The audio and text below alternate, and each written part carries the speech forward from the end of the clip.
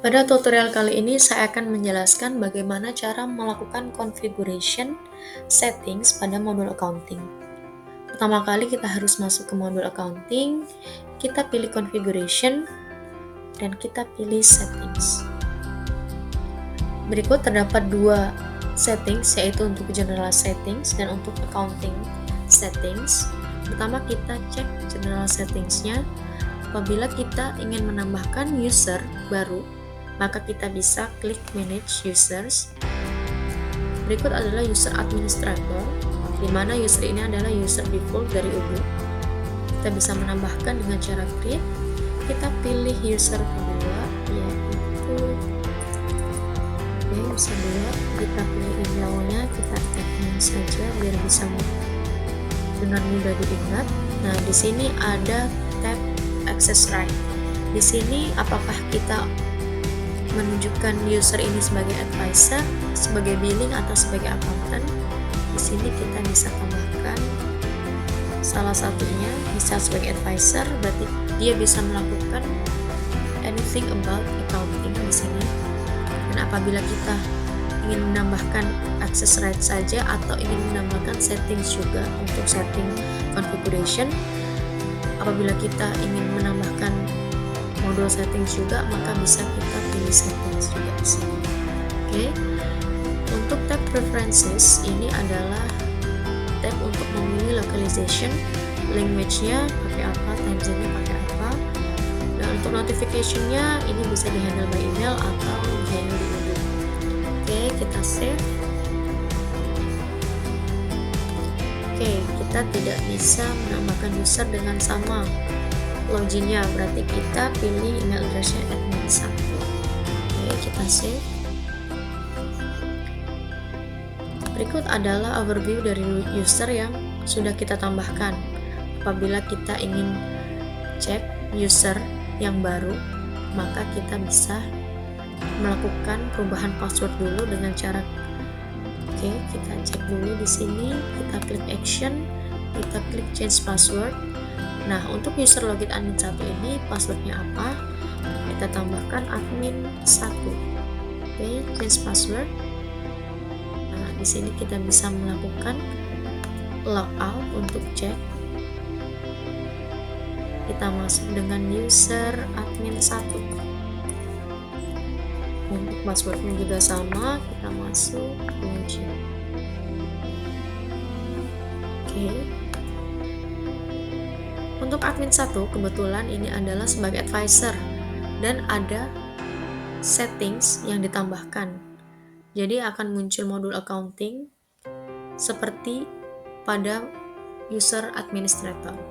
Oke, kita kembali ke user admin.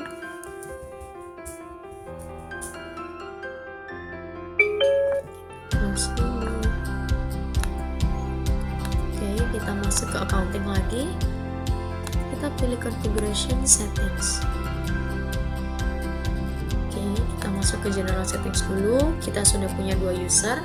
Apabila kita ingin melakukan update company, kita bisa melakukan update info di sini. Ini untuk user my company. Apabila kita ingin merubah namanya atau sesuai dengan nama perusahaan klien, maka kita bisa PT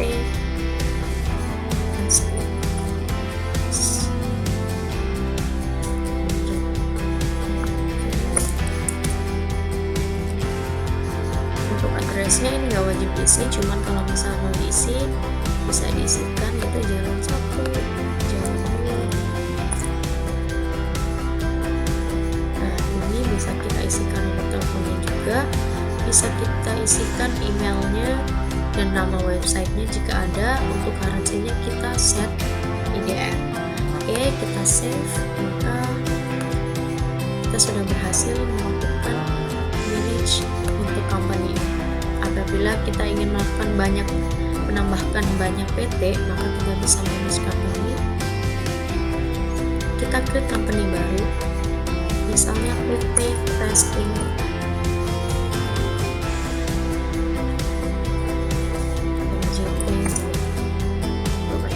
Bisa kita lewati dulu, teleponnya bisa kita isikan yang mandatory saja dan kita klik save. Untuk company sudah berhasil ditambahkan yaitu PT Testing MJT2.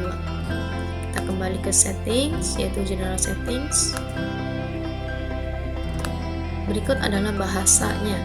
Ini sudah terdapat satu bahasa yang default Urdu. Kita bisa melakukan manage language-nya. Kita klik. Kita bisa pilihkan mau pilih bahasa Inggris, bisa bahasa Cina juga bisa. Oke, kita kembali ke general settings dulu. Nah, ini untuk bisnis dokumennya, formatnya mau A4, mau US letter atau US batch deposit, bisa kita pilihkan sesuai dengan kebutuhan. Oke. Untuk general settings bisa kita pakai yang di Urdu. Ini sudah benar. Oke, untuk volumenya kita bisa sesuaikan dengan kebutuhan kita juga, apakah pakai meters atau pakai feet. Untuk weight measurementnya kita bisa pakai kilogram atau pound. Untuk default dulu bisa kita pakai kilogram. Nah, apabila kita ingin menambahkan setting Urdu Cloud Notification, nah ini bisa diintegrasikan dengan notifikasi pada Android kita. Jadi kita bisa lakukan cek di sini. Oke. Apabila untuk integrationnya kita sesuaikan dengan kebutuhan kita, mau ke Google Drive, mau ke Google Calendar, kita bisa cek aja sesuai dengan kebutuhan. Nah, kayak Google Spreadsheet, Google Drive. Jika kita tidak perlu menambahkan, maka kita bisa uncheck. Oke. Untuk general setting sudah selesai, bisa kita lakukan save terkait dengan perubahan yang sudah kita lakukan. Kita tunggu beberapa saat. Setelah itu kita masuk ke configuration di modul accounting. Oke, kita klik accounting.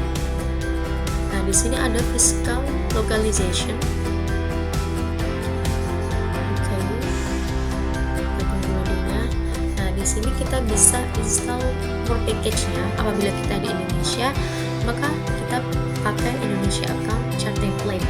Kalau kita ingin melihat banyak template sesuai dengan negara masing-masing, misalnya kita di Australia, bisa kita pakai coba Australia-nya, kita bisa install Brazilian, Kanada, terserah sesuai dengan kebutuhan sistem kita. Oke, untuk fiskal selesai.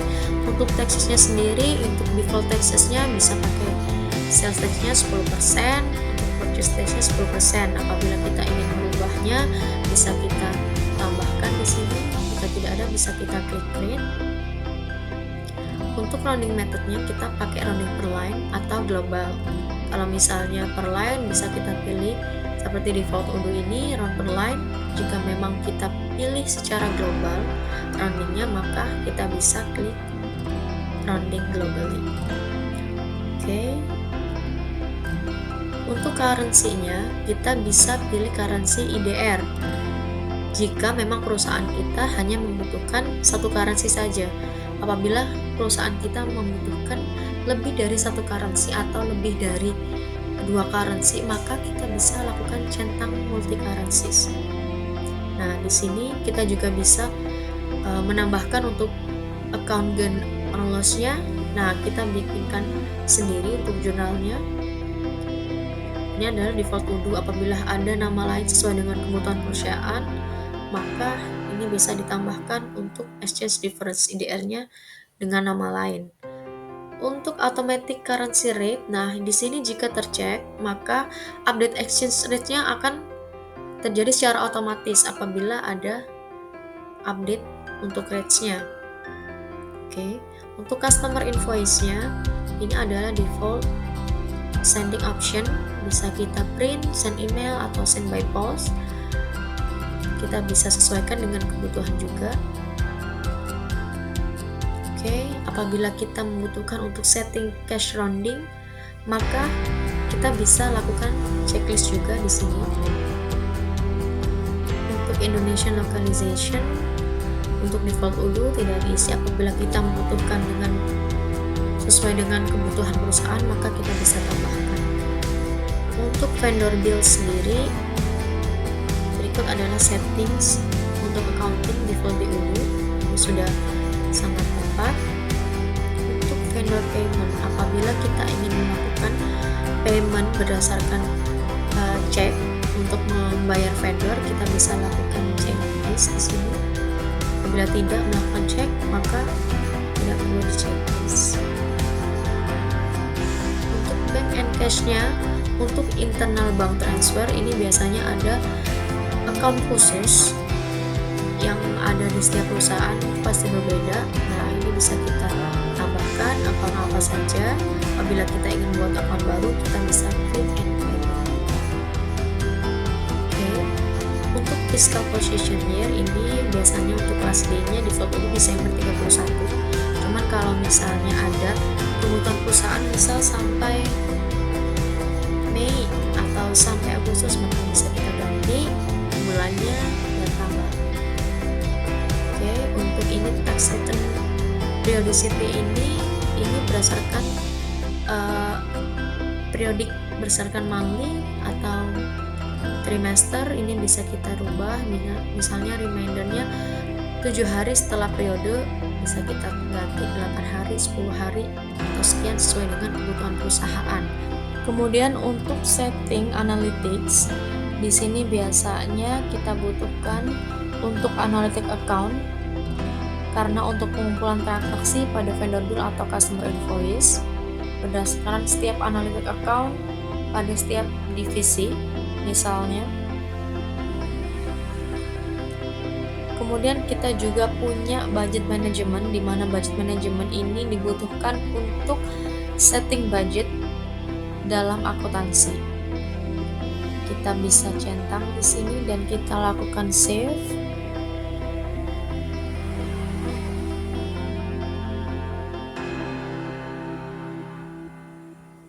Kita tunggu beberapa saat dan saya akan menunjukkan di mana analytic account dan analytic tax akan digunakan. Kemudian untuk budget management di menu apa akan digunakan. Oke, kita kembali ke overview modul. Kita klik accounting. Ketika kita mengaktifkan analytic account atau analytic tax, maka akan muncul di configuration yaitu analytic account dan analytic tax, di mana analytic account ini sangat diperlukan untuk pengelompokan transaksi untuk keperluan operational user.